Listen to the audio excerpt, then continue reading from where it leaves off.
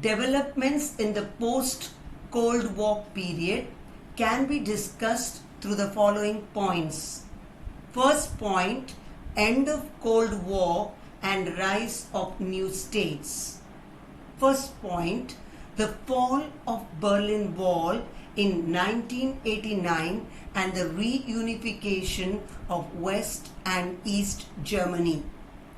Second point, the revolution in the East European states like Albania, Poland, Czechoslovakia, Romania, Bulgaria, demanding more political and economic freedom. Third point, the internal problems in USSR and the various states demanding autonomy and independence led to the disintegration of USSR in 1991. Fourth point, the satellite states like Poland, Czechoslovakia, Romania, Bulgaria broke away from the control of the Soviet Union's communist regime. The above 4 points led to the end of the Cold War, which led to first point, end of bipolarity, second point, rise of ethnic nationalism. 4 कारणों के वजह से शीत युद्ध खत्म हुआ और उसके कारण बाइपोलैरिटी समाप्त हुई और एथनिक नेशनलिज्म प्रकट हुआ. Bipolarity means second world war के बाद में विश्व 2 ब्लॉक्स में विभाजित हुआ. एक तरफ यूएसए और दूसरी तरफ यूएसएसआर. एथनिक नेशनलिज्म मीन्स जब कुछ लोगों को अपनी भाषा, लिपि, संस्कृति दूसरों से अलग लगती है और उस पे गर्व होता है. इसके कारण it led to the creation of independent states. For example, in Europe, Czechoslovakia split into 2 states, Czech Republic and Slav Republic.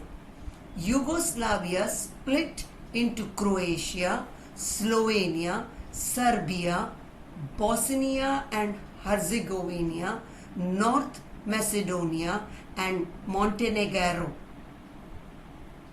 In Soviet Union, 15 republics, Armenia, Moldova, Estonia, Latvia, Lithuania, Georgia, Azerbaijan, Tajikistan, Kyrgyzstan, Belarus, Uzbekistan, Turkmenistan, Ukraine, Kazakhstan, Russia, they secured independence and became independent states. Second point, emergence of unipolarity. First point, the internal problems in USSR and the various states of USSR demanded autonomy and independence, which led to the disintegration of USSR in 1991. Second point, in 1990, Iraq under Saddam Hussein invaded Kuwait and established control over it. The first point shows end of bipolarity. The second point shows United States led the multinational force against Iraq and was able to free Kuwait from Iraqi control. First point से आपको पता लगता है bipolarity की समाप्ति. Second point से आपको पता लगता है यूनाइटेड स्टेट्स मल्टीनेशनल फोर्स के जरिए इराक पर आक्रमण किया और कुवैत को आजाद किया। The 2 points clearly show American dominance, and this dominance was recognized by all countries of the world. This led to the emergence of a unipolar world.